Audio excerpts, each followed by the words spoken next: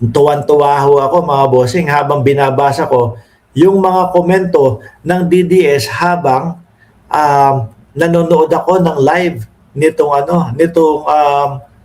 pagdalo ni Pangulong Bongbong Marcos sa araw ng Kagitingan. No? Ibang klase yung mga DDS. Ang daming mga sinasabi ho. Basahin ko lang muna no yung etong materyales natin. GMA News, araw ng Kagitingan, President Ferdinand Bongbong Marcos Jr. leads the commemoration of the 84th araw ng Kagitingan, Days of Valor, with solemn wreath laying ceremony of the Dambana ng Kagitingan in Mount Samat National Shrine, Bataan on April 9, 2029. Alam niyo po mga kababayan, yung isa nating kaibigan na si Mar, minessage sa akin eh. No, ang sabi sa akin ng kaibigan natin na si Mar, boss, taga rito ako sa Bataan. Nakita ko, sabihin ko nakita ko, bumaba talaga ng helicopter si Pangulong Bongbong Marcos. Ito yung mismong message niya. Okay, tol, wala lang akong messenger niya na etc. kasi ibang usapan yun. Nakita ko siya sa helicopter, 3 helicopter yung nandun si PBBM nang bumaba. Ano? Tapos ang dinadahilan, sinasabi ng mga hinayupak na mga DDS, replay daw po yung napapanood natin. Replay daw ho, mga kababayan. Ay, anak ng putik na itong mga ito. Mga gonggong, no? Nalunod na po sa pang-uuto ng nakakulong doon sa loob ng ICC. Lahat na lang po. Lahat na lang mga kababayan, pinake news na. Sabi, bilis-bilisan naman ninyo, hindi pa panay kaso. Kayo, walang mangyayari. Diba? Sabi ni Ronald Medjana. Diyos ko po, bulag ka. Ang putek na yan. Baka gagalit yung mga DDS. Diba? Hoy, ano ba? Kaya kayo nasasabihan ng mga uto-uto eh. Diba?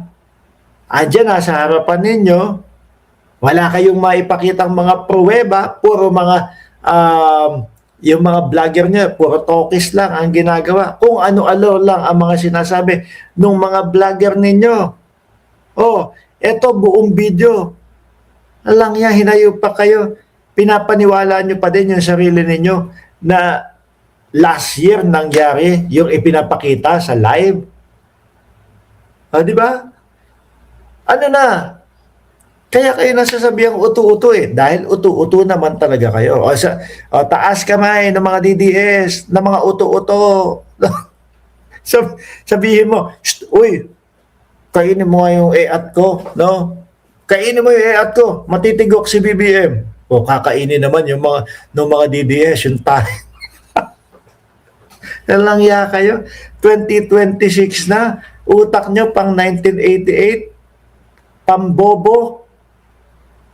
Ang hihina ninyo, baka sabihin ninyo, inalis ko eh. No? Baka sabihin ninyo, inalis ko, nasaan na ba? Naku, wala. Ibalik ko. Ano ba? Hanggang ganyan na lang ba kaya ng mga DDS? Hindi ba kaya nung meron kayong ipapakita, meron kayong ibabalita, na talagang may pruweba, tapos hindi kayo masusunog? No? Araw-araw, nag-iiyakan kayo. Nasabihin ninyo, malapit na si Inday Sara Duterte. 2028, si Sara na ang magiging presidente.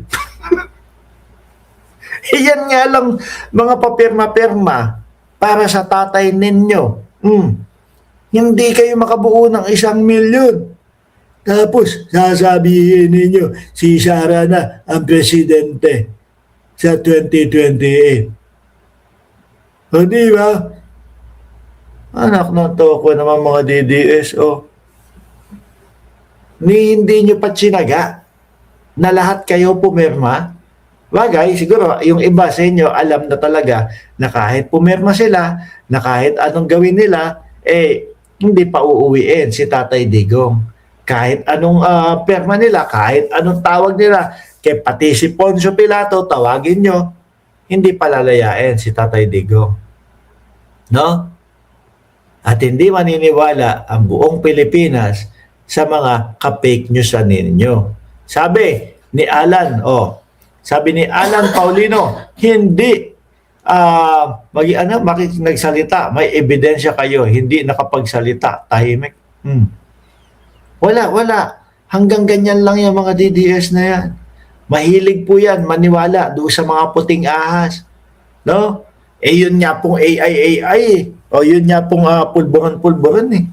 Naniniwala ho sila eh. Kahit hiyang-hiya na po sila.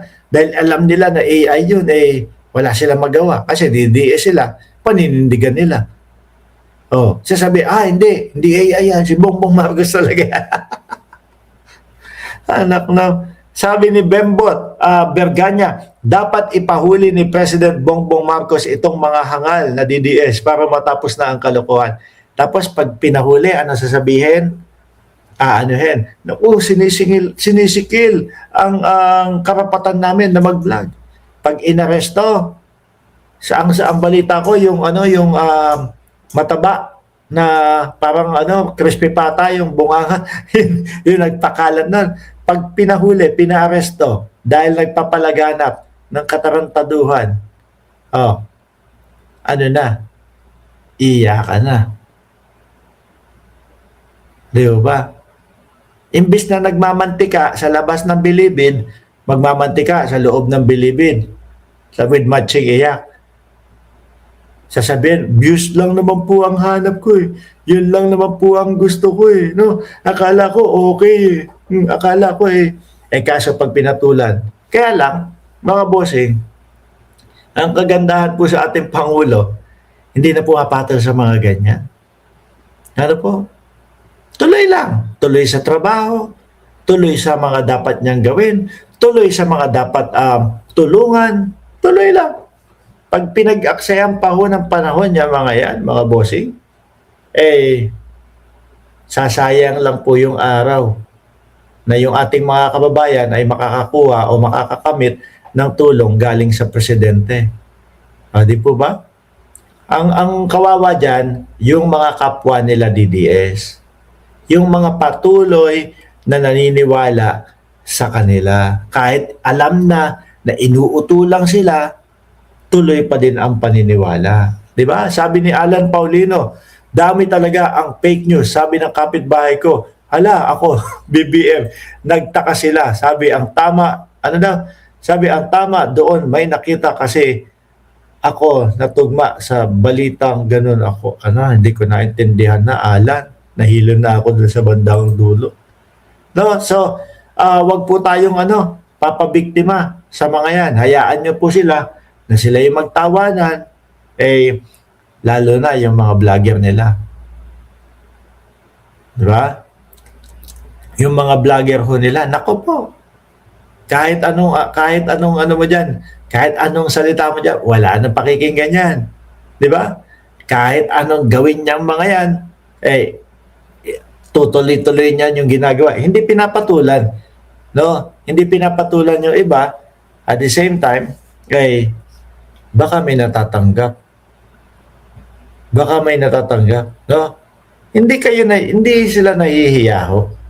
Na bebe mo magpo-post sila. Ako minsan nahihiya ako kapag kayo may na-share lang ako tapos hindi pala totoo. Naku, na-share ko to, nakakahiya. No?